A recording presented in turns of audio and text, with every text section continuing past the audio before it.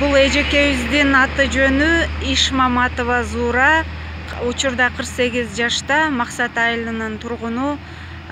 Ошол тажикстандыктар тарабынан куралдуу кол салуу болгон учурда үйү толугу менен өрттөнүп кеткен. Өзү жалгыз бой эне. 5 жыл мурда күйөөсү каза болгон. 5 баланы өзү жалгыз тарбиялап өстүрүп жатат.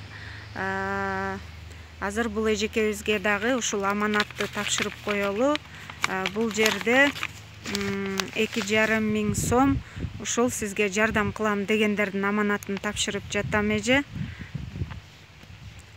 Рахмат жалпы эле кыргызстандык жумлай журтка ушундай эле силердин аманатыңарды жеткизе мына сүйүнүмө жалпы эле аманат алып келген бир туугандарга баардыгыга иштерге ийгилик, ден соолуктар болсун, өмүрү узун болсун, эсен аман иштеп үй бүлөсүнүн алдыга келсин алар дагы. Бизде жокто ушунчалык жүрөктөрү менен сезип ошол жактан бизге ушунчалык күйүп эметип жөнөткөн үчүн аларга дагы чоң рахмат. Алла ыраазы болсун.